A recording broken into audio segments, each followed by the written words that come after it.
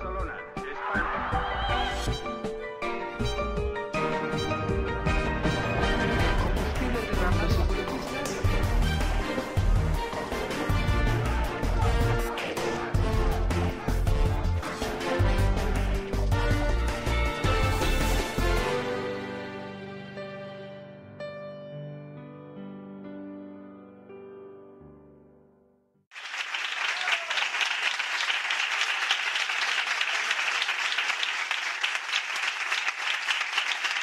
Yo quiero deciros que de muchos sitios me puedo despedir, pero de aquí no.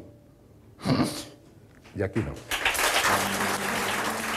La emoción incontenible de José María Aznar tiene una explicación. Esa noche, viernes 9 de enero de 2004, asiste a su tradicional cena de Año Nuevo con los militantes del Partido Popular en Guipúzcoa. Y va a ser su última cena con ellos como líder del PP y como dirigente del partido. Hace muy pocas horas que el Consejo de Ministros ha anunciado la fecha de las elecciones generales. Serán el 14 de marzo. Pero, además de emocionarse, Aznar aprovecha esa noche para esbozar las líneas básicas de lo que va a ser la campaña electoral de su partido.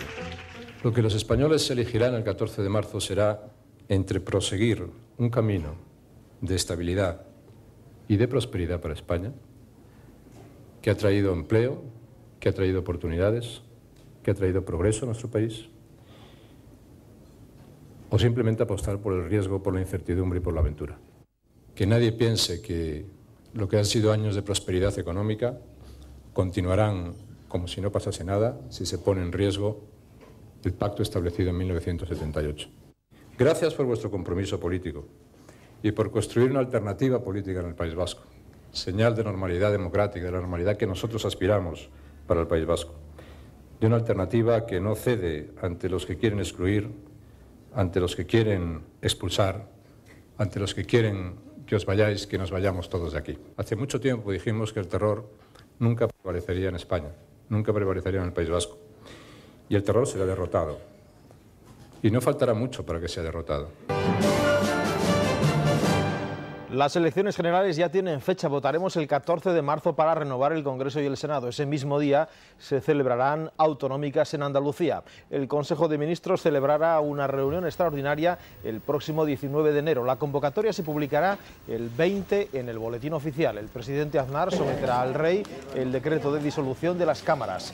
La campaña empezará el 27 de febrero y terminará el 12 de marzo. El sábado, como siempre, reflexión y el 14M, las elecciones. Los dos principales partidos que concurren a estas elecciones generales presentan candidatos nuevos. A la altura del 30 de agosto pasado, Aznar había desvelado por fin su secreto mejor guardado, el nombre de su sucesor. La designación había recaído en Mariano Rajoy, que va a ser quien compita ahora por la presidencia del gobierno. Le doy la enhorabuena al señor Rajoy. Supongo que estará contento. Yo les puedo asegurar que también estoy muy contento. Muy bien, gracias. Así recibió en su momento la designación de Rajoy José Luis Rodríguez Zapatero, que como secretario general del PSOE también es nuevo en estas lides. Esta es la primera vez que Zapatero va a competir con el Partido Popular por la presidencia del Gobierno de España.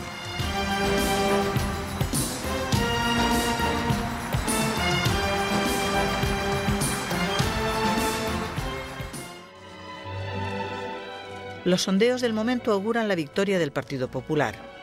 La duda está en si va a lograr repetir o no su mayoría absoluta. Porque la sombra de la guerra de Irak sigue rondando, aunque de lejos, al Partido Popular y a sus esperanzas de victoria. Malay, estamos en Malay.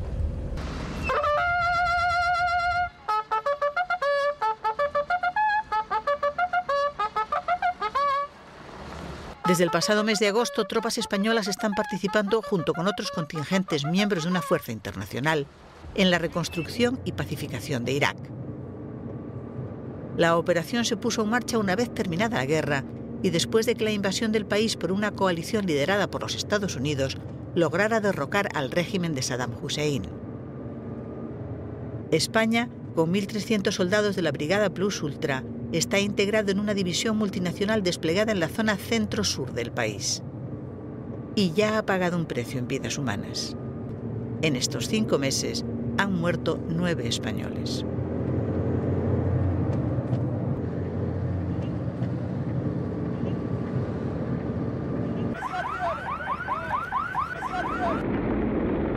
La primera de las víctimas ha sido el capitán de navío Manuel Martín Oar, muerto en el ataque terrorista lanzado el 20 de agosto contra la sede de la ONU en Bagdad, un ataque en el que muere también el enviado especial de Naciones Unidas a Irak. El 9 de octubre moría tiroteado por la espalda a pocos metros de su casa en Bagdad el sargento José Antonio Bernal, agente del Centro Nacional de Inteligencia, CNI, que llevaba 2 años destinados en la Embajada de España en la capital iraquí. Por primera vez, los servicios secretos españoles reconocieron la muerte de uno de sus agentes en acto de servicio.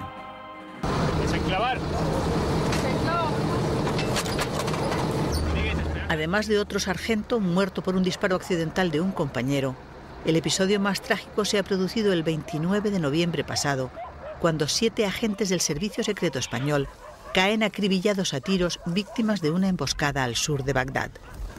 Una vez muertos, sus cadáveres son golpeados y pisoteados en el suelo por una multitud enfervorizada que lanza gritos en apoyo del exdictador Hussein.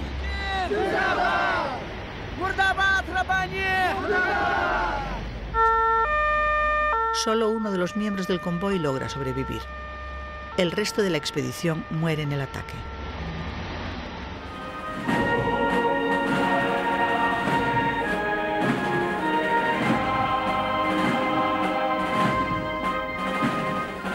La última víctima española hasta ese momento se produce en enero de ese año 2004.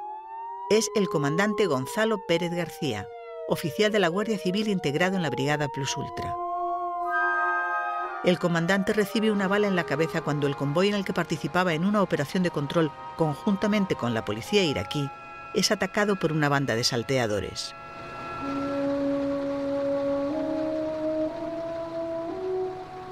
Todos estos trágicos episodios dan lugar en España a un intenso debate político sobre la verdadera naturaleza de la misión que los soldados de nuestro ejército y los agentes de nuestros servicios secretos desempeñan en suelo iraquí, y sobre si el sacrificio de estas vidas va a servir realmente a la democratización de un país que está viviendo una espiral de violencia creciente.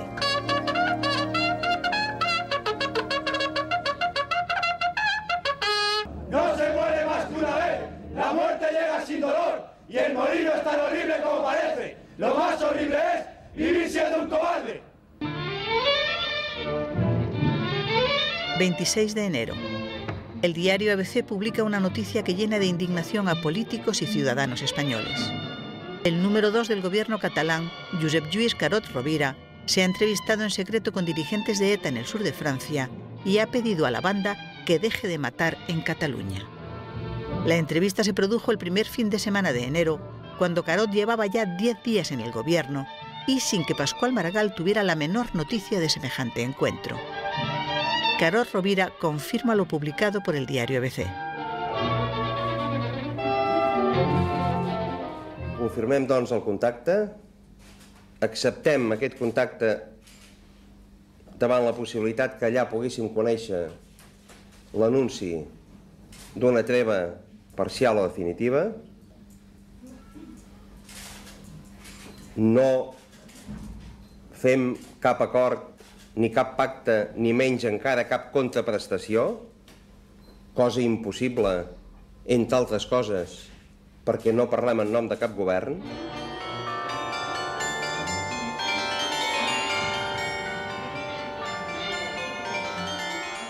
Estalla entonces un escándalo político de primera magnitud. El PSOE queda en una situación delicada. Es el gobierno catalán, presidido por un socialista, el que tiene a su vicepresidente comprometido en estos contactos secretos con terroristas y con esta pretensión de proteger solo a una parte de España. Las reacciones de los líderes políticos son de una extrema dureza. Lo que ha hecho el señor Carod Rovira es éticamente inmoral. No se puede negociar para unos ciudadanos en este caso los de la comunidad en la que reside el señor Carod Rovira, y no para el conjunto de España. Yo creo que el Partido Socialista tiene que ver si compensa mantener esto por decencia, por dignidad, por ética, por moral y por futuro. El señor Carod ha hecho este contacto siendo ya conseller en cap, formando parte, por lo tanto, institucionalmente, de un gobierno y sabiendo que como conseller en cap puede comprometer al conjunto de ese gobierno. Por eso creo que el señor Maragall dé una explicación. Nosotros lo que tenemos que reclamar es que el presidente de la Generalitat, el señor Pascual Maragall, dé explicaciones rápidamente de cómo puede ocurrir que un miembro tan destacado de su gobierno haga este tipo de gestiones de tanto calibre sin que él esté puntualmente informado. Los socialistas catalanes procuran, sin embargo, suavizar el impacto de lo sucedido, conscientes como son de que lo que está en juego es la misma supervivencia del gobierno presidido por Maragall. Somos conscientes que Carod ha pedido disculpas por no haber calibrado los efectos que su acción podía tener dada su condición de conseller en cap. Esperamos que sus disculpas y sus explicaciones puedan tranquilizar a la opinión pública que se haya visto sorprendida o indignada por su actuación. Pero la opinión no se tranquiliza. Desde Madrid, un indignado Zapatero hace pública su posición, pero deja en manos de Maragall la responsabilidad de tomar la única decisión razonable. Esto es, cesar a Carod. Quiero expresar en nombre del Partido Socialista mi absoluto rechazo a esa reunión y a esa iniciativa. Mi condena rotunda, pues, a ese encuentro, todo lo que afecte al Gobierno de Cataluña, es algo que compete a la responsabilidad del presidente de la Generalitat, Pascual Maragall. Mientras tanto, en Barcelona, el propio Carod ha ofrecido ya su dimisión, pero los dirigentes de Esquerra Republicana de Cataluña se niegan a que su líder deje el gobierno y amenazan con la salida del Ejecutivo de toda ERC si Maragall le destituye. Eso equivaldría a la muerte del tripartito. Durante toda la jornada del lunes, Maragall se niega a destituir a Carod. Desde Madrid y en incesantes conversaciones privadas, Zapatero le pide una y otra vez que actúe y le cese. Pero Maragall se enroca en el silencio.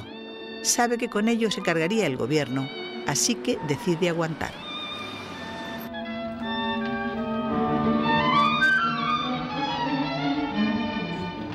La tensión política en el seno del Partido Socialista es máxima ese día. Los dirigentes del PSOE, con las elecciones generales a la vuelta de la esquina, saben que se juegan en esta partida el descrédito político y una más que probable derrota en las urnas. Y no solo eso, es que la autoridad de Rodríguez Zapatero se está poniendo en entredicho desde la presidencia del gobierno catalán. El líder socialista aguanta en silencio hasta bien entrada la noche por ver si Maragall mueve pieza. Pero Maragall no mueve nada. Le está echando un pulso al líder del PSOE, a ver si la presión cede. Pero cuando el líder socialista se entera de que Maragall ha decidido no echar a Carod y que se va a limitar a retirarle las competencias en política exterior, Zapatero decide doblarle ese pulso. Y cerca ya de la medianoche, el secretario general del Partido Socialista Obrero Español ejerce la última y fortísima presión, emitiendo un implacable comunicado que firma él mismo, en el que emplaza públicamente al presidente de la Generalitat a destituir a su consejero jefe.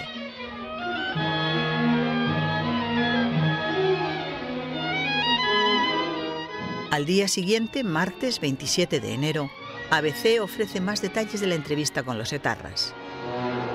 Carod se entrevistó en Perpiñán con Miquel Ancha, jefe del aparato político de la banda, y con Josu Ternera, terrorista huido de la justicia y considerado cerebro de los atentados de la Casa Cuartel de la Guardia Civil de Zaragoza y de Hipercor en Barcelona. Según confirma ABC, el objetivo de la cita, que era buscada con insistencia por el ahora conseller en cap desde hace 3 años, era llegar a un acuerdo con los terroristas para que no atentaran en Cataluña, a cambio de que ERC hiciera pública una declaración en la que abogaría por el derecho a la autodeterminación de los pueblos del Estado.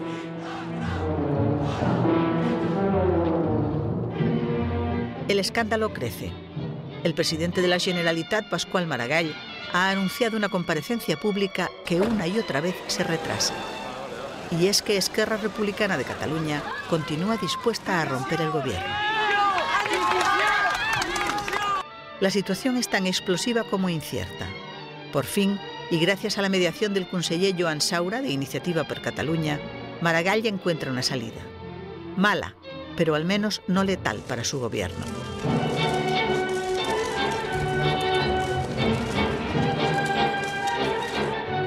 Les esperances obertes pel govern d'esquerres i catalanistes, el GEC, no es poden estroncar.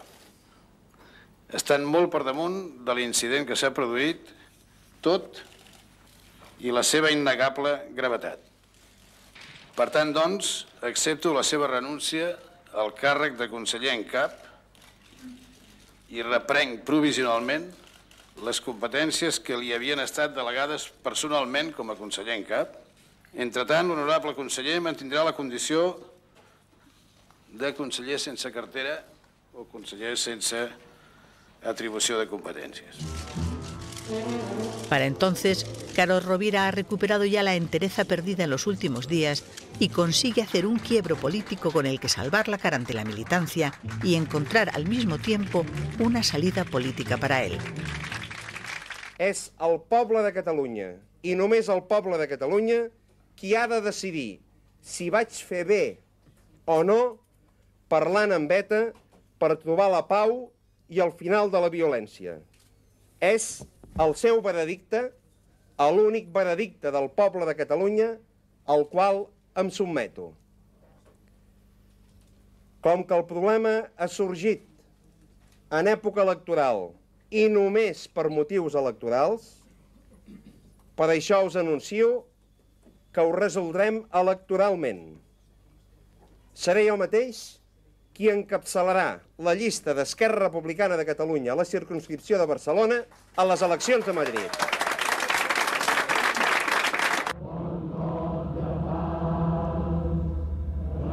El propósito declarado de Carod es recuperar el cargo perdido en el gobierno catalán.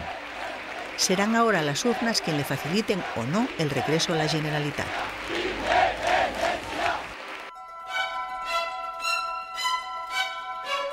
La crisis queda así solventada para el Partido Socialista. Pero a partir de ese momento, los dardos del PSOE se vuelven contra el gobierno. Se acusa a Aznar de prácticas indignas e incluso de potencialmente delictivas, entre otras cosas por no haber procedido inmediatamente a la detención de los terroristas que se entrevistaron con Carod, puesto que se tenía conocimiento de ese encuentro. Denuncio la utilización de los servicios nacionales de seguridad para atacar a los adversarios electorales, cuando esos servicios están para garantizar la seguridad nacional y la lucha contra el terrorismo. Confío y exijo la actuación de la Fiscalía y que el Parlamento investigue lo sucedido. Añadir ahora el insulto de pensar que hay servicios capaces y personas capaces de poder detener a los dirigentes de una banda terrorista y no hacerlo, eso ya, sin duda ninguna, es realmente vergonzoso. Por lo tanto, yo ruego, por favor, que no se añada a la vergüenza el insulto. Las peores sospechas sobre las intenciones y los acuerdos de Carod Rovira en su encuentro con los terroristas se confirman poco después. El 18 de febrero, 2 miembros de la banda comparecen tras una bandera de ERC y anuncian una tregua exclusivamente para Cataluña. En el resto de España seguirán asesinando. Euskadi Askatasuna comunica a Euskal Herria y al pueblo catalán la suspensión de su campaña de acciones armadas en Cataluña a partir del 1 de enero de 2004.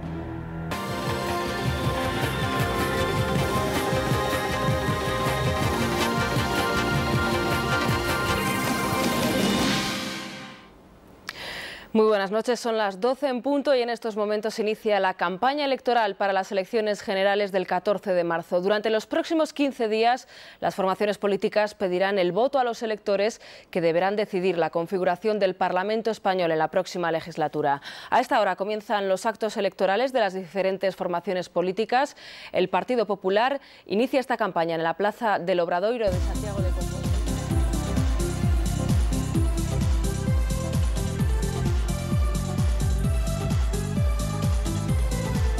El mensaje básico de la campaña del candidato del Partido Popular es la garantía de un gobierno que ha obtenido los mejores resultados económicos de la historia reciente. Queridos amigos, nos presentamos con la ilusión y con la energía de quien emprende una nueva etapa, pero también con la experiencia y con los conocimientos de quienes hemos tenido la responsabilidad de gobernar este país durante los últimos 8 años. Contamos con la credibilidad que otorgan 8 años de progreso y bienestar. Hoy trabajan en España más personas que nunca. Los españoles pagamos menos impuestos y las pensiones están aseguradas. Nuestra economía está entre las primeras del mundo y cada vez estamos más cerca del nivel de los países más ricos de Europa. Por ello, os pido el voto para el Partido Popular, ahora que ha comenzado la campaña electoral. Muchas gracias. Muchas gracias.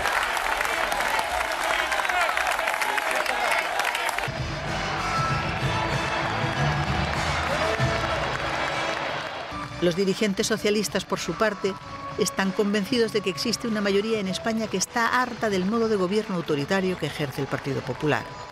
A esa mayoría se dirige el mensaje básico de la campaña de José Luis Rodríguez Zapatero.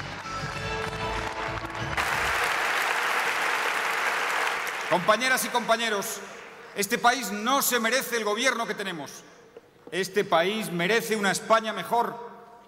Una España que sea defensora de la igualdad radical entre hombres y mujeres y que erradique toda discriminación hacia las mujeres y garantice su seguridad y proteja a aquellas que sufren la violencia.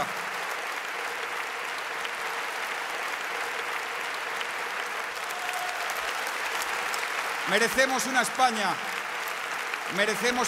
mejor, que recupere el entendimiento con la Unión Europea y que no esté de rodillas ante la administración del señor Bush, como ha estado la administración del gobierno del Partido Popular.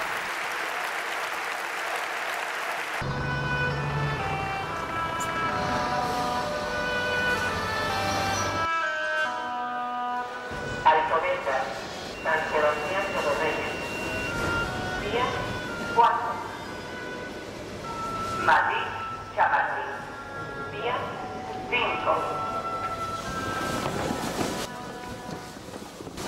Guadalajara. Día 1. Chamartín, Zaragoza y Príncipe Pío. Día 2.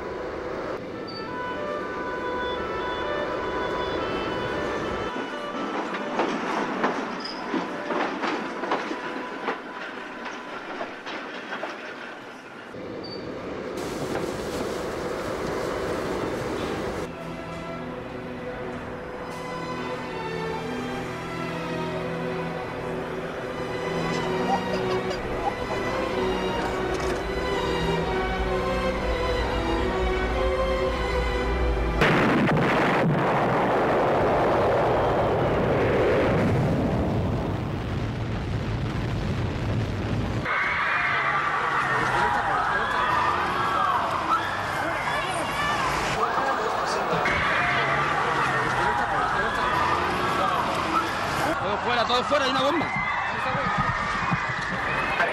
Monse, oye, estoy en Atocha, ha habido una bomba en el tren y hemos tenido...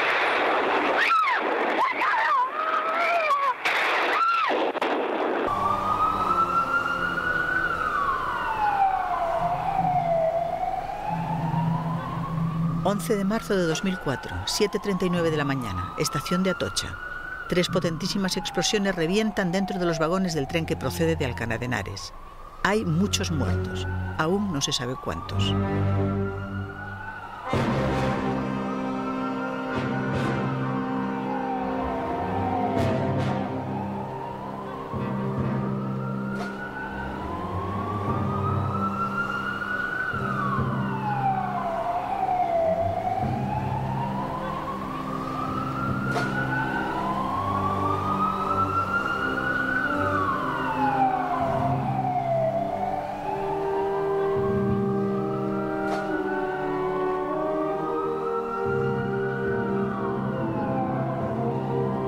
3 minutos más tarde, otro tren, este procedente de Guadalajara vía Alcalá de Henares, salta por los aires a la altura de la calle Téllez, justo cuando estaba haciendo su entrada en la estación de Atocha. 4 bombas estallan en su interior.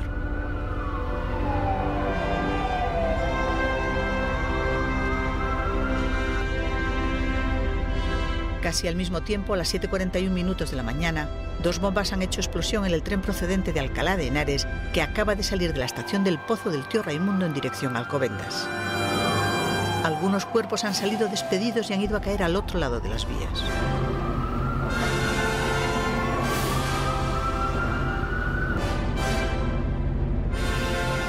A las 7:42, un cuarto tren queda reventado por una explosión. Esta vez es el convoy que, procedente de Alcalá de Henares, acaba de iniciar su marcha en la estación de Santa Eugenia y se dirigía también a Madrid. En total han sido 10 las explosiones, y es evidente que se ha producido una inmensa matanza que el pánico y la conmoción iniciales no permiten calibrar todavía en su auténtica dimensión.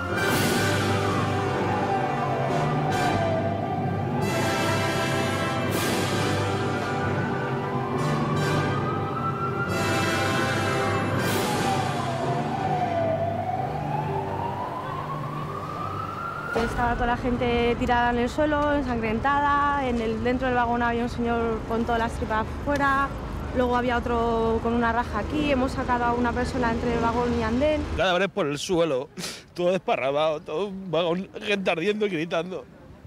Muy mal de calor.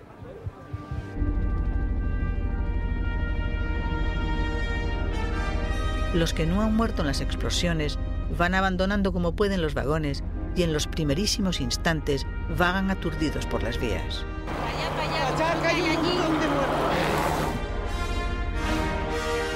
Era desesperante, no podíamos salir. Cuando yo me bajé había muchos muertos, muchos heridos. Era horrible. Ha estallado y nada, se han salido pues todo, por la gente que decía coches de cabeza, piernas, manos, carnes por todos lados. Impresionante. Esto no hay palabras.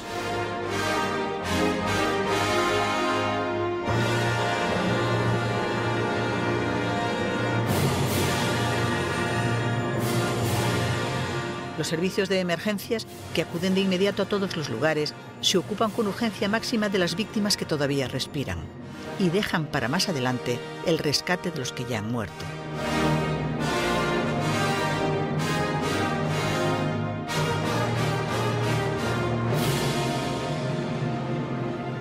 Las imágenes han sido, por mucho que se ponga en la tele,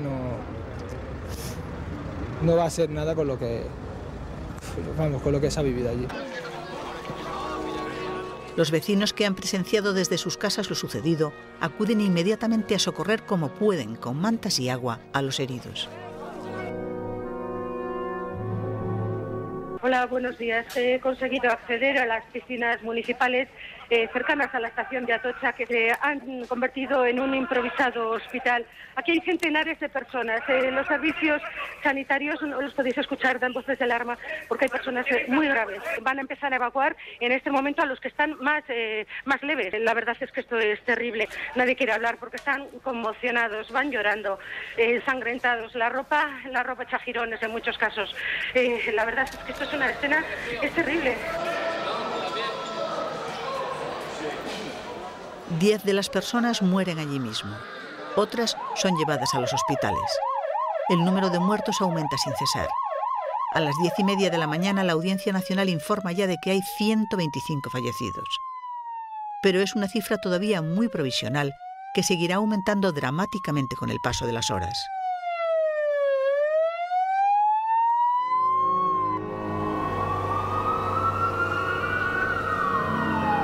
El ministro del Interior acude por la mañana a la estación de Atocha y hace allí su primera declaración pública.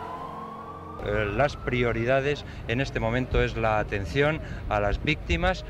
Hay decenas de muertos y de heridos en las varias explosiones. El presidente del Gobierno, José María Aznar, se mantiene informado al detalle por el ministro del Interior, Ángel Acebes, de las consecuencias de esas explosiones. Fuentes del Ejecutivo informan de que el titular de Interior mantiene conversaciones constantes con el presidente del Gobierno para dar cuenta del alcance del atentado. A las 11 de la mañana, comienza su reunión el gabinete de crisis convocado por el presidente Aznar en la Moncloa, desde donde se intenta coordinar las labores de rescate y atención a los heridos y el proceso de identificación de los fallecidos. Los líderes políticos hacen las primeras declaraciones sobre lo sucedido. España está de luto. Los criminales terroristas han sembrado Madrid y toda España de sufrimiento y de muerte. No es momento para hablar de nada que no sea del dolor que todos sentimos, de la rabia que nos produce esta salvajada y del apoyo a las familias de las víctimas. Me dirijo al Gobierno y a las fuerzas políticas para decirles que este es más que nunca el momento de la unidad democrática frente al terrorismo. Los terroristas tienen que saber que sus crímenes son tan atroces como inútiles. Tienen que saber que cualquier gobierno les dará la misma respuesta y los perseguirá hasta que respondan de sus atroces delitos. Pobres gentes que iban a trabajar en el tren y que han sido físicamente reventados por las bombas que se han colocado. ¡Qué monstruosidad! ¡Qué espanto tan grande! Y nuestro primer recuerdo, el primer recuerdo del Gobierno, al que represento como lehendakari del Gobierno vasco, es para las familias, es para las víctimes, que aún no conocemos quiénes són. Avui tots els catalans ens hem de sentir ciutadans de Madrid, víctimes del terrorisme i la barbàrie. Al costat de la lògica reacció d'indignació i de dolor, tenim el deure cívic de no deixar-nos condicionar. No deixar-nos condicionar pels que volen sembrar el terror. No volem viure dominats per la por i no hi viurem.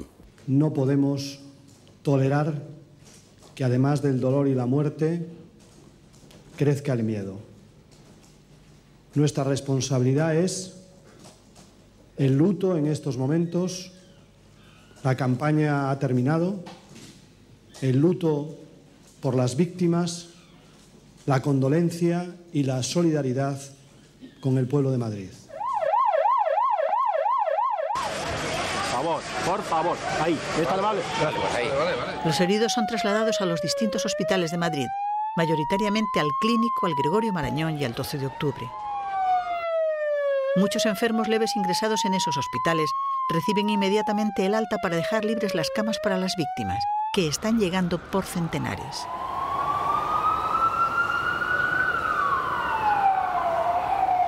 Médicos, enfermeras, todo el personal sanitario de Madrid se presenta en sus puestos de trabajo para atender a las víctimas. Pasamos a bomba. La Plaza Castilla para donar sangre. Los madrileños se vuelcan para donar sangre para los heridos y acuden por cientos a las unidades móviles que se han situado en distintos puntos de la ciudad. Yo tengo 25 años. He vivido toda la vida en democracia y creo que hoy es el peor día de la democracia en este país. Vamos, o sea, más de 120 muertos que van hasta ahora, pues me parece una verdadera salvajada lo que han hecho esta mañana esta gente y creo que deberíamos recapacitar todos lo que va a pasar a partir de ahora. La respuesta es tan masiva que ya a las 11 de la mañana la Comunidad de Madrid pide que no sigan acudiendo a donar sangre y que esperen al día siguiente por si se vuelve a necesitar.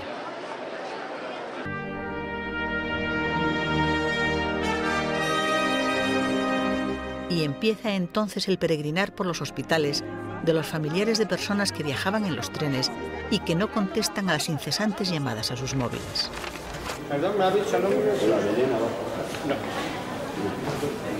He llamado a mi marido, no sé a qué hora está, 8 menos algo, no sé qué está, no puedo hablar muy bien, que ha pasado un accidente, nada, algo, y que está herido en la cabeza y nada más. En medio del caos y de la angustia colectiva, la red de telefonía móvil se colapsa varias veces esa mañana. Telefónica pide a los usuarios que limiten el uso de sus móviles a lo estrictamente necesario para poder dejar libre la red para quienes tratan de encontrar a los suyos tras el atentado. O sea, ustedes tranquilos, porque estamos metiendo enfermos donde podemos. Entonces vayan al hospital de la Princesa, quinta planta, que está su marido allí ingresado y está bien, ¿de acuerdo? Muchas gracias. A mí de nada, señora. No, Vasquijada no aparece. No está. En principio no ha entrado.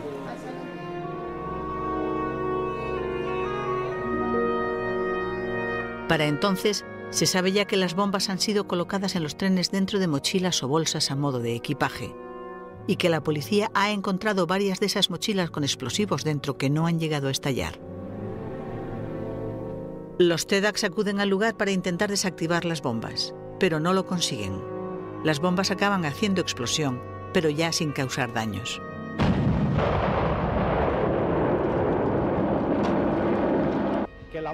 El líder de Batasuna, Arnaldo Otegi, declara públicamente a primera hora de esa misma mañana que la banda terrorista ETA no tiene nada que ver con este atentado y apunta a lo que él llama la resistencia árabe, es decir, al terrorismo islamista.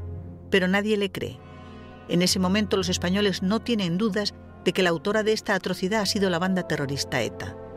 Y sobre ese convencimiento y sobre el dato recibido por los responsables policiales de que el explosivo utilizado ha sido titadine, el habitualmente empleado por ETA, se producen las primeras informaciones del ministro del Interior pasada la 1 de la tarde. El ministro del Interior, Ángel Acebes, ha asegurado que el explosivo empleado en los atentados de esta mañana es el que habitualmente utiliza ETA, según las primeras conclusiones que han llegado los investigadores. Es absolutamente claro y evidente que la organización terrorista ETA estaba buscando un atentado que tuviese una gran repercusión, que generase dolor, que generase miedo, con un gran número de víctimas y como he insistido durante estos días, ETA permanentemente estaba en este momento preciso, buscando ese objetivo. En estos momentos las fuerzas y cuerpos de seguridad y el Ministerio del Interior no tienen ninguna duda que el responsable de este atentado es la banda terrorista ETA. Y también estamos asistiendo a un proceso de intoxicación que ha iniciado el señor Otegi de manera miserable para desviar la atención. No es la primera vez que ocurre que ante una tragedia de estas dimensiones además pretendan sembrar la confusión para todavía multiplicar el miedo y los efectos que pretende la organización terrorista. Y también quiero decir que a ETA, a los que le apoyan, a los que le ayudan, a los que intentan miserablemente sembrar esta confusión, finalmente serán detenidos por las fuerzas y cuerpos de seguridad, serán puestos a disposición judicial y cumplirán íntegramente sus condenas. Los responsables de esta masacre lo van a pagar y lo van a pagar muy caro. Pero junto a la certeza expresada por el Gobierno, en el transcurso de las horas algunas fuentes especulan, y cada vez con mayor fuerza, con la posibilidad de que esta matanza pueda haber sido obra de fanáticos islamistas y no de ETA. De momento no es más que una pregunta que no tiene respuesta.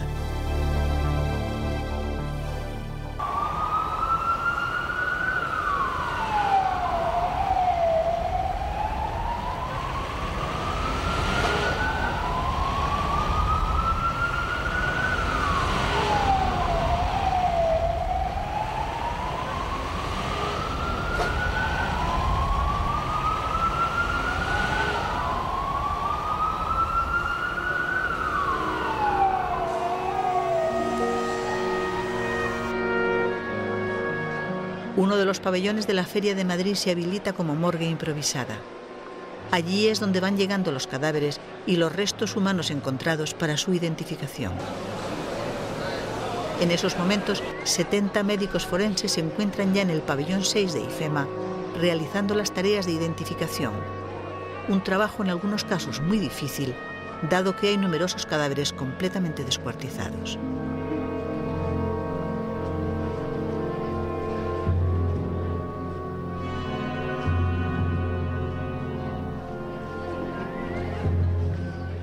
Y allí es a donde se dirigen los familiares que no han conseguido encontrar a los suyos entre los heridos ingresados en los hospitales de Madrid. Vengo a buscar a mi hija, pero no me puedo parar, perdonad. No sabe todavía dónde está. Recordamos ese llamamiento que se ha hecho a los voluntarios, a aquellos que tienen un perfil muy concreto, a adultos con capacidad educativa y, a ser posible, con nociones psicológicas. Se reclama la colaboración de voluntarios con ese perfil para atender a las más de 3.000 personas que se encuentran en el pabellón de IFEMA, en ese pabellón número 6, al que se han llevado los féretros con los cadáveres de las víctimas mortales. Esas 3.000 personas se han acercado hasta IFEMA con la última esperanza, con la esperanza de que los suyos no estén entre las víctimas. Para atenderles es necesario la colaboración de voluntarios.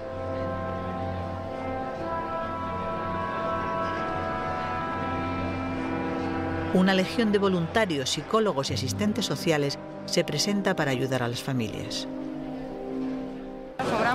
Se está produciendo una respuesta popular espontánea sin ningún rango ni nombre, sino simplemente pura humanidad colectiva. Y como ya ha sucedido antes con la donación de sangre, llega un momento en que hay que pedir a muchos de los voluntarios que regresen a sus casas, porque ya no se necesitan más. La mayor ayuda que podéis hacer ahora es marcharos a casa. No necesitamos más voluntarios, que hay muchísimos voluntarios, hay psicólogos, hay doctores, de todo, y que ahora mismo está todo copado. Cerca de las 3 de la tarde, el presidente del gobierno comparece ante la opinión pública. Y aunque no menciona por su nombre a ETA, es evidente que está hablando de la banda terrorista. A esa hora, la cifra oficial de muertos es ya de 186 y se habla de que los heridos son más de 1.000. El 11 de marzo de 2004 ocupa ya su lugar en la historia de la infamia. Los terroristas han querido provocar todo el daño posible. Se trata de un asesinato masivo que, como todo ataque terrorista, carece de cualquier justificación. Pero el terrorismo no es ciego. Han matado a muchas personas por el mero hecho de ser españoles. Todos sabemos que este asesinato masivo no es la primera vez que se intenta. Las fuerzas y cuerpos de seguridad han impedido varias veces que viviéramos esta tragedia. Hoy quiero expresar el más sólido respaldo del Gobierno a todos sus componentes y a los mandos de la lucha antiterrorista. Por eso les digo a todos los españoles que no debemos aspirar a nada que no sea la completa derrota del terrorismo. La derrota completa y total. Su rendición sin condiciones de ninguna clase. No hay negociación posible ni deseable con estos asesinos que tantas veces han sembrado la muerte por toda la geografía de España. Para defender estas causas, el Gobierno pide a los españoles que se manifiesten mañana en las calles de toda España, bajo el lema «Con las víctimas, con la Constitución y por la derrota del terrorismo». Han sido convocadas manifestaciones en todas las ciudades españolas mañana viernes a las 7 de la tarde. Deseo que esas manifestaciones sean tan abrumadoras como el dolor que sentimos hoy, tan cívicas como el patriotismo que nos hace sentirnos solidarios con todos aquellos que sufren las consecuencias de la acción del terrorismo. Somos una gran nación. Somos una gran nación cuya soberanía reside en todos los españoles. Quien decide es el pueblo español.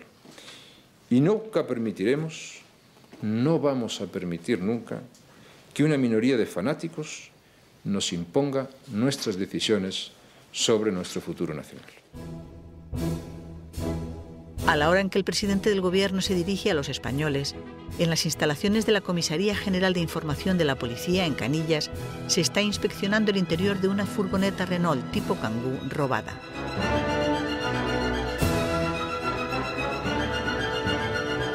A primera hora de la mañana, el portero de una casa muy próxima a la estación de Alcalá de Henares había visto a 4 individuos encapuchados bajarse de esa furgoneta cargados con bolsas y dirigirse hacia la estación.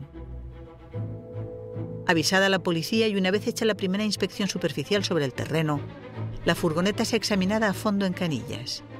Y allí es donde se descubre, bajo el asiento del copiloto, una bolsa de plástico con varios detonadores y el envoltorio de un cartucho de dinamita.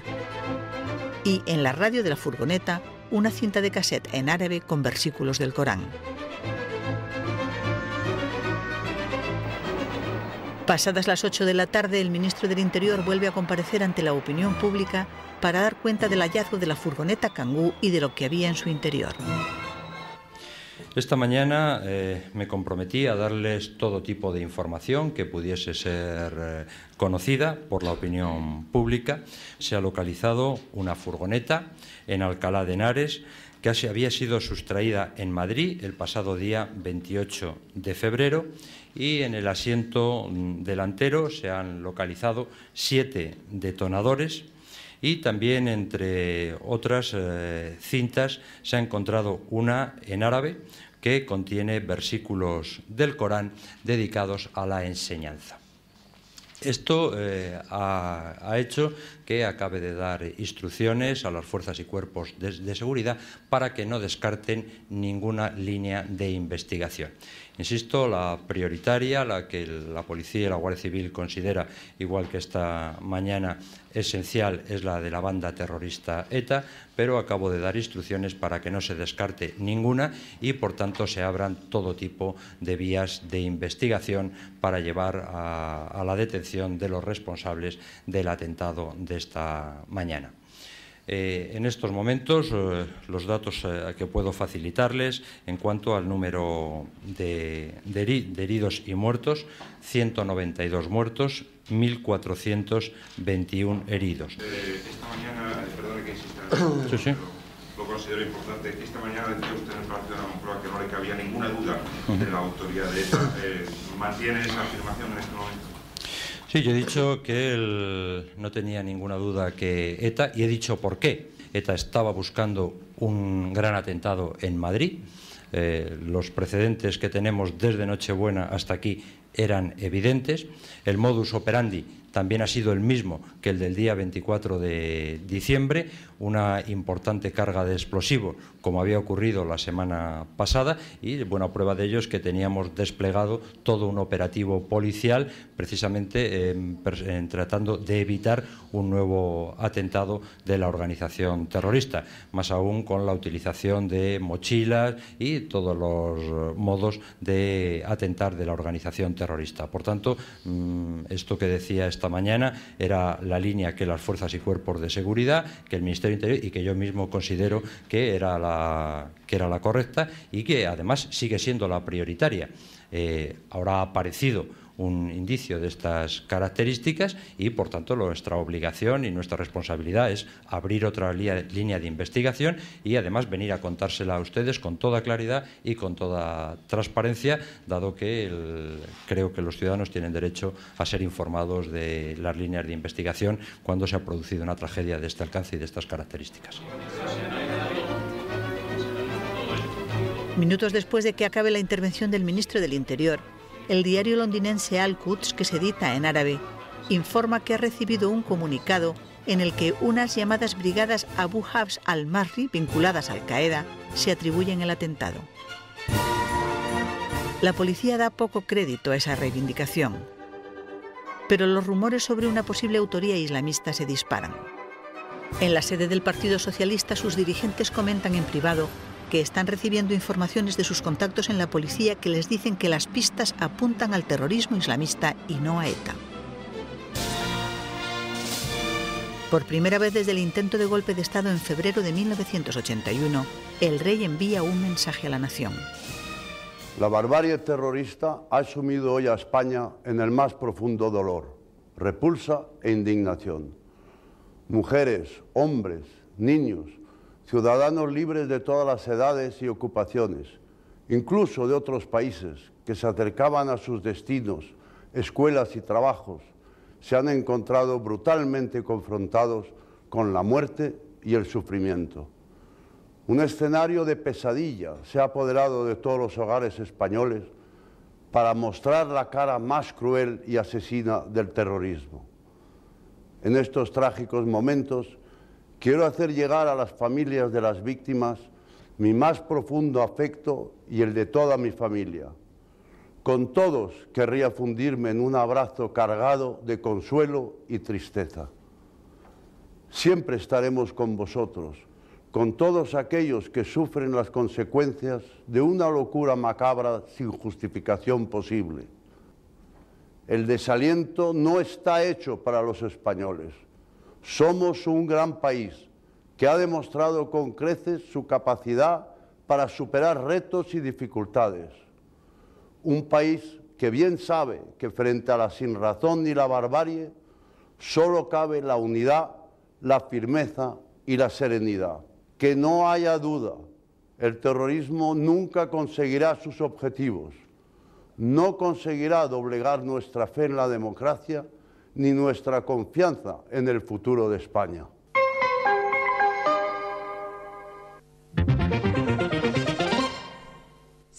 A las 10 de la noche, la cadena SER de radio difunde la noticia confirmada por 3 fuentes, dice la periodista, de que en uno de los trenes que han hecho explosión iba un terrorista suicida. Una persona que llevaba 3 capas de ropa interior y estaba muy afeitada. Una práctica habitual de los comandos suicidas islámicos antes de inmolarse. A partir de ese momento, en los sectores próximos al Partido Socialista se llega al convencimiento de que el gobierno está ocultando información a la opinión pública por razones electorales. En pocas palabras, si la matanza la ha provocado ETA, es seguro que el Partido Popular va a obtener el apoyo masivo de los ciudadanos en las elecciones que se van a celebrar 48 horas más tarde.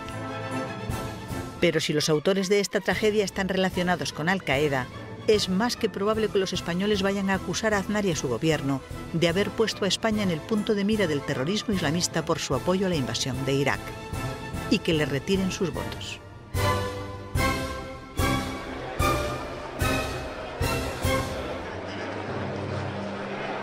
Cae la noche y los miles de personas que no han conseguido encontrar a los suyos en ningún hospital de Madrid acuden al último lugar al que querrían ir, al lugar al que van llegando aquellos a los que ya no les cabe ninguna esperanza. El pabellón de IFEMA, donde están los cadáveres de todas las víctimas de este atentado, que es el más grande de los padecidos nunca en la historia de España.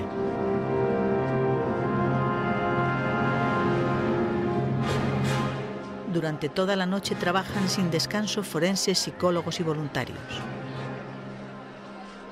Mientras, en las salas habilitadas para ello, cientos de personas esperan a que un miembro del SAMUR pronuncie el nombre de su familiar, les confirme lo que ya saben y les acompañe a identificar el cuerpo.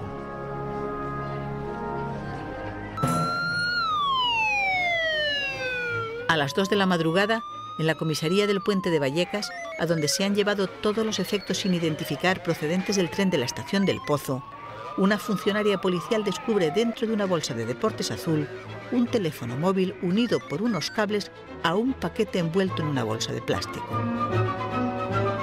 Es una bomba, una que no ha hecho explosión.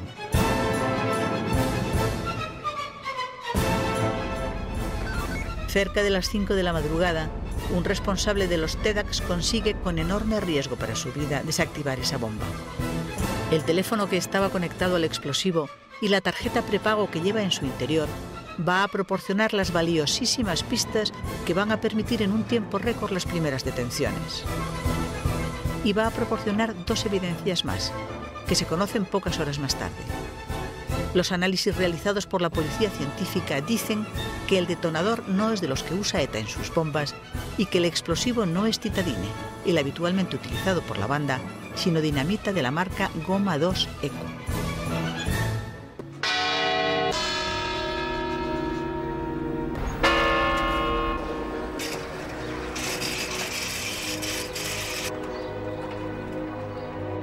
El viernes, Madrid amanece sumido en el desconsuelo. Miles de ciudadanos acuden a dejar su particular homenaje a las víctimas de esta barbarie.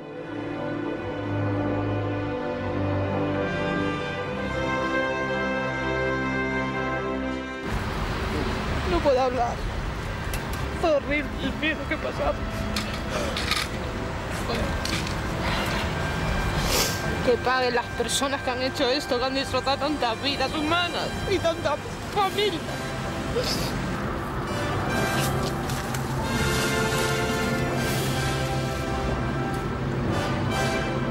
una vergüenza y han destrozado familias y esto no hay derecho. Esto no hay derecho.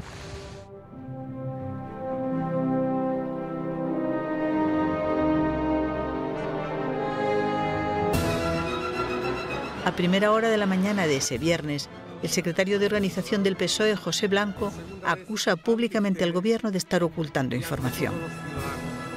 Blanco declara en Antena 3 que tiene la sospecha de que el gobierno está retrasando ofrecer los datos de que dispone.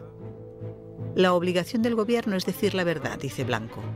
Los ciudadanos, añade, tienen el derecho de saber quién está detrás de los atentados antes de acudir a las urnas, porque no pueden ir a votar bajo la duda o la sospecha.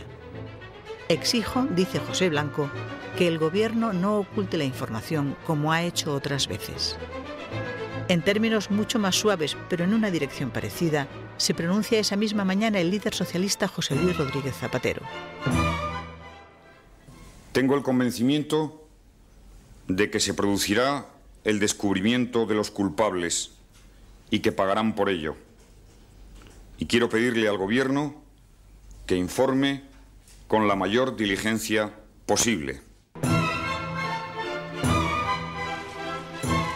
Ese mismo viernes y al término del Consejo de Ministros, el presidente del Gobierno comparece ante los periodistas para transmitir básicamente 3 mensajes.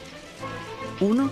Su rechazo absoluto a las acusaciones de ocultamiento que se le están haciendo al Gobierno por parte de la oposición y de algunos medios de comunicación.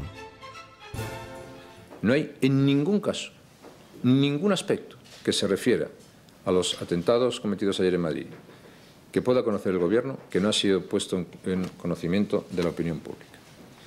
Incluso, quiero decirle, que yo lo he hecho personalmente. Por tanto, me sorprende que nadie pueda decir, y quien lo ha dicho debería excusarse, que se está ocultando información. Porque al secretario general del Partido Socialista y, al parecer, jefe de la persona que ha dicho eso, las sospechas, yo le informé personalmente ayer en 2 ocasiones de las cuestiones que había. Personalmente.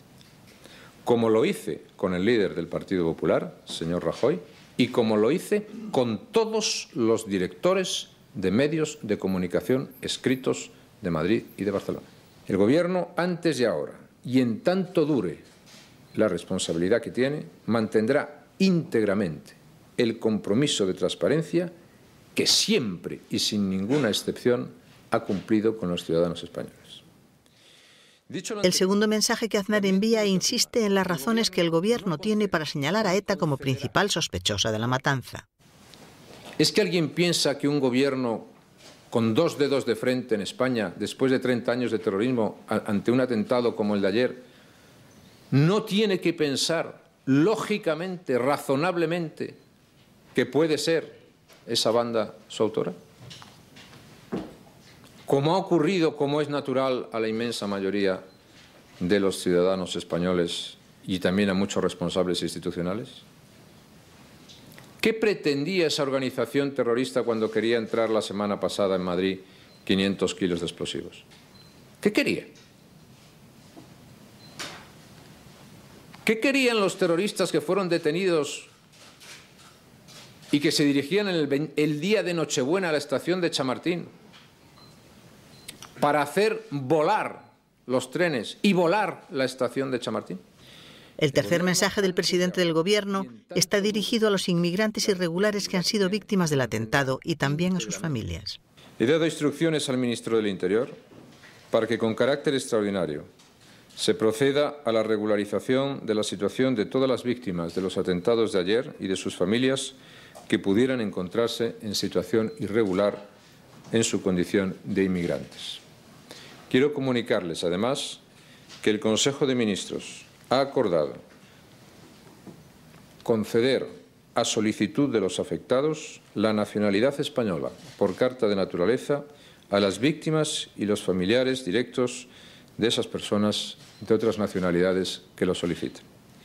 Quiero comunicarles también que el Gobierno ha autorizado que 140 millones de euros del Fondo de Contingencia sean destinados inmediatamente a indemnizaciones y a la atención de las víctimas y de sus familiares.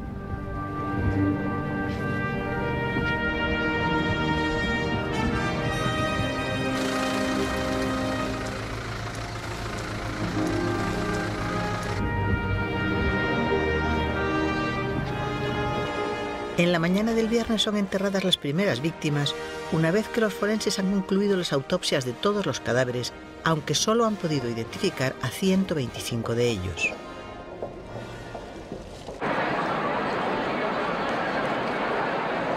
El periódico proetarra Gara y la televisión pública vasca informan en la tarde de ese mismo día, viernes, que un comunicante anónimo al que ambos medios conceden credibilidad ha telefoneado para insistir en que la banda terrorista ETA no ha tenido ninguna responsabilidad en estos atentados. A esas horas, más de 11 millones de españoles salen a las calles de todos los pueblos y ciudades del país para expresar su repulsa, su indignación y su consternación por la terrible matanza perpetrada en Madrid.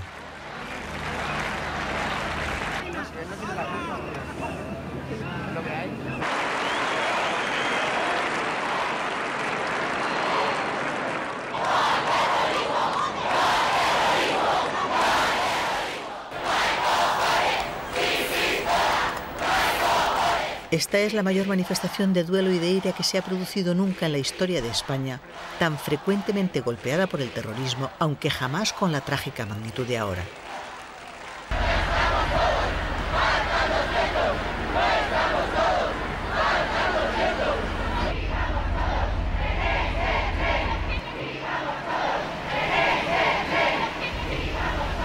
En Madrid, la familia real preside la manifestación a la que asisten todas las autoridades del Estado y casi 2,5 millones de personas que marchan tras el lema decidido por el presidente Aznar: con las víctimas, con la Constitución y por la derrota del terrorismo.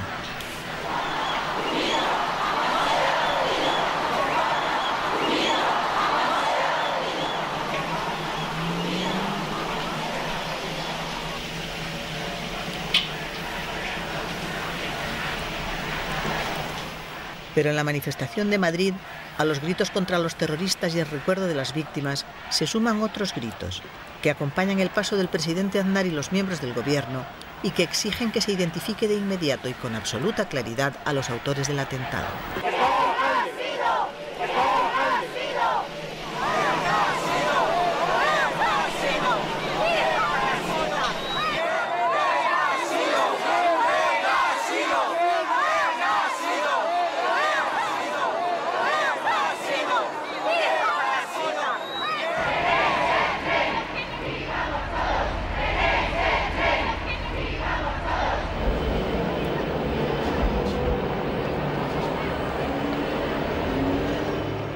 En Barcelona, la manifestación congrega a más de 1,5 millones de ciudadanos. También es la más numerosa de la historia de la ciudad.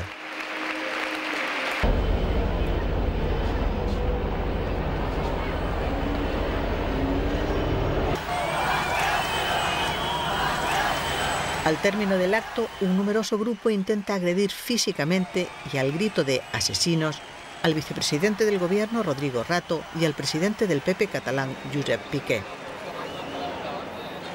Los dos políticos y sus acompañantes, protegidos por la policía, se tienen que refugiar primero en un portal y después en un aparcamiento. A la salida, el automóvil en el que viajan es violentamente golpeado por la multitud.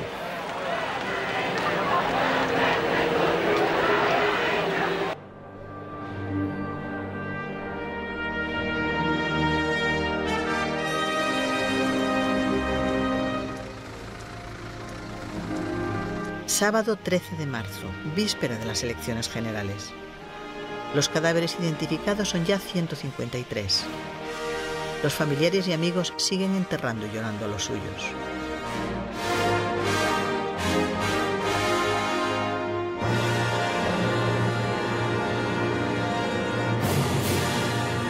Pero junto al formidable drama humano que supone esta matanza, la vida política española se agita en un estado de tensión nunca visto hasta ahora. Los políticos de la oposición acusan masivamente al gobierno de mentir y de ocultar los datos de que dispone. Y, pese a que la ley prohíbe todo tipo de actos de naturaleza política en la jornada de reflexión, nadie respeta ese día la norma.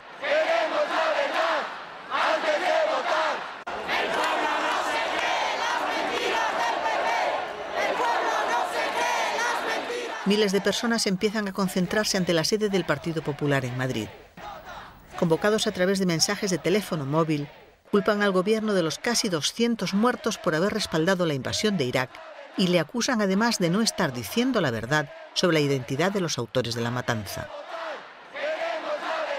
El fenómeno se reproduce miméticamente ante las sedes del Partido Popular en otras ciudades españolas.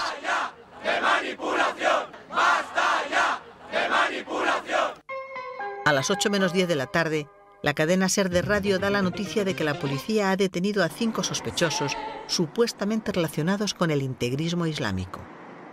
A las 8:15, el ministro del Interior comparece de nuevo ante los periodistas.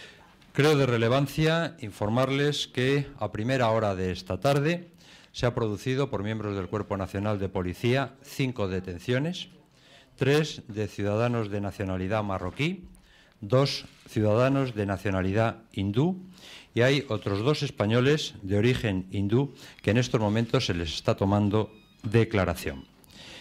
Todos ellos por una presunta implicación en la venta y falsificación del móvil y tarjeta que se encontraron en el bolso que no llegó a explosionar. Alguno podría tener relación con grupos extremistas marroquíes, pero son todavía muy pronto para establecer la determinación precisa de ese grado y de esa vinculación.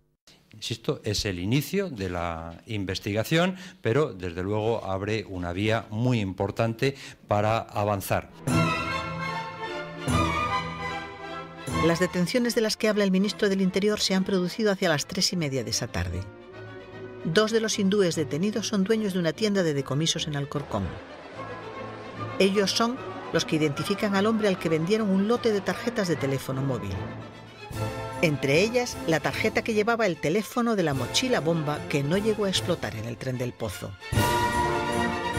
El hombre identificado es un marroquí, Jamal Zougam, que regenta un locutorio en el barrio de Lavapiés.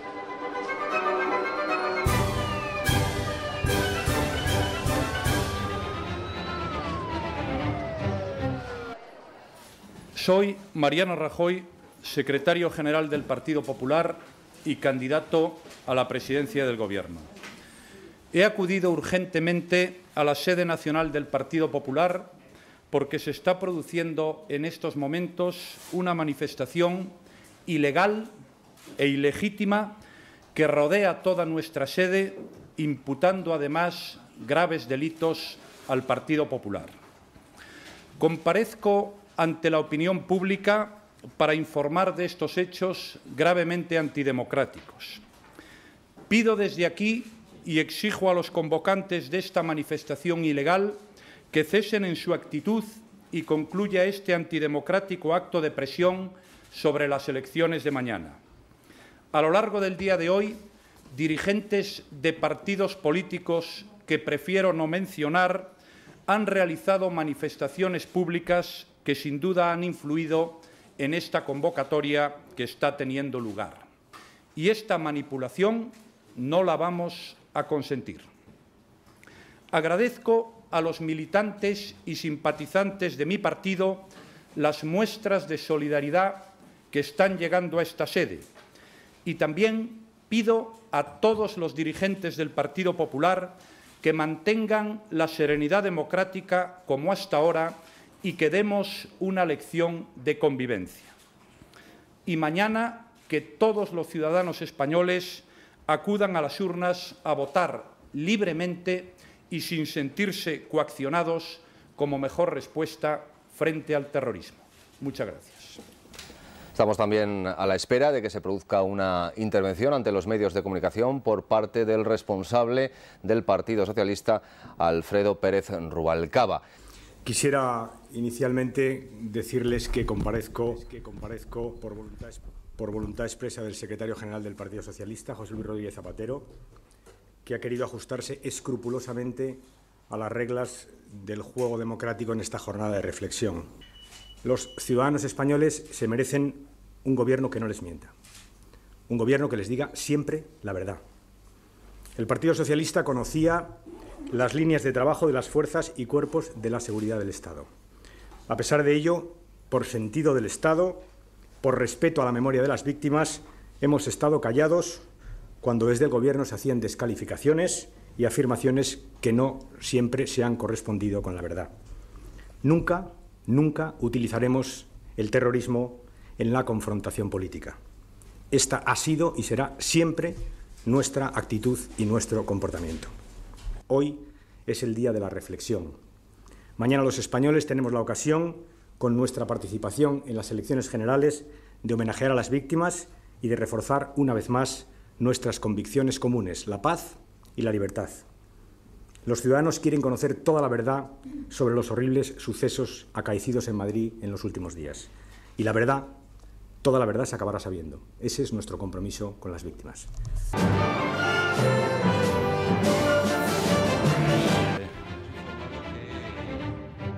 La que debería haber sido jornada de reflexión, pero no lo fue, ni siquiera termina ahí. Pasados 15 minutos de la medianoche, vuelve a comparecer el ministro del Interior para informar de que, alertada por una llamada anónima hecha a Telemadrid, la policía ha encontrado en una papelera cercana a la mezquita de la M30 una cinta de vídeo en la que un hombre que dice hablar en nombre del portavoz militar de Al-Qaeda reivindica la autoría de la matanza de Madrid. El ministro reparte a los medios de comunicación la traducción del comunicado. Declaramos nuestra responsabilidad de lo que ha ocurrido en Madrid, justo 2 años y medio después de los atentados de Nueva York y Washington. Es una respuesta a vuestra colaboración con los criminales de Bush y sus aliados. Eso es como una respuesta a los crímenes que habéis causado en el mundo y en concreto en Irak y en Afganistán. Y habrá más si Dios quiere.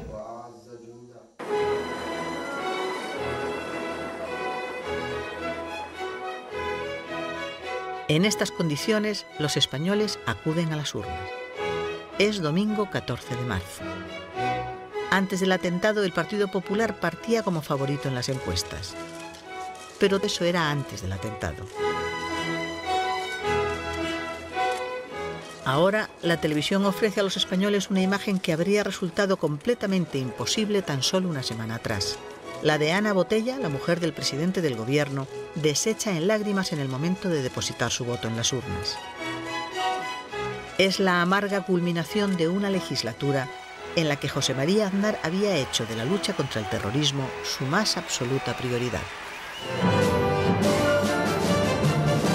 La participación ha sido masiva, se acercará finalmente, según las previsiones, al 80% del censo electoral y de momento... Los datos definitivos de participación dan un 75,6% del censo electoral, es decir, 7 puntos más que en las elecciones del año 2000. Nos vamos a acercar hasta el centro de datos en Madrid.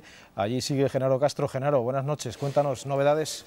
Sí tenemos novedades porque tenemos ya el 83,04% de los votos escrutados. El Partido Socialista, con el 43,03% de los votos, obtiene 164 diputados.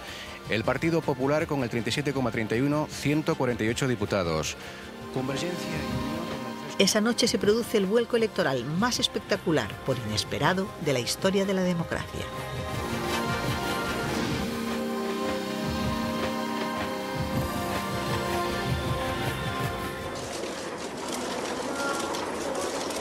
El Partido Popular sufre un gigantesco descalabro y cae casi al vacío desde la cima de una mayoría absoluta de 183 diputados a la cima de unos escuálidos 148. El Partido Popular reconoce y acepta el veredicto de las urnas. En unas elecciones generales inexorablemente marcadas por la conmoción ante las trágicas consecuencias del atroz atentado, la participación del pueblo español ha sido democráticamente elocuente.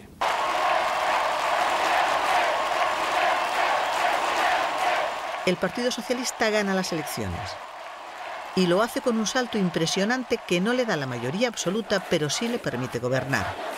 164 diputados. Buenas noches.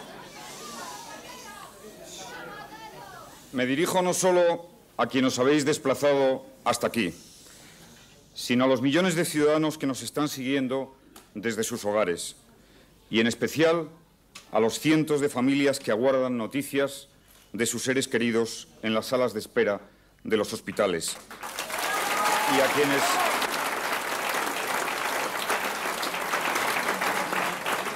y a quienes lloran a los suyos todavía. En este momento pienso en las vidas rotas el jueves por el terror. Pienso en todos ellos y pido que guardemos aquí y también cada cual en su hogar un minuto de silencio y de recuerdo para no olvidar nunca. José Luis Rodríguez Zapatero es el único dirigente político que consigue, al primer intento, ganar unas elecciones generales. Pero la victoria no puede esta vez ser celebrada como lo ha sido otras veces. La tragedia vivida pesa sobre la noche electoral, como seguirá pesando sobre todos y cada uno de los días que van a componer los 4 años de la legislatura que ahora empieza. Esta noche me comprometo a encabezar un cambio tranquilo. Me comprometo a gobernar para todos, con humildad. Y os aseguro que el poder no me va a cambiar. Gracias.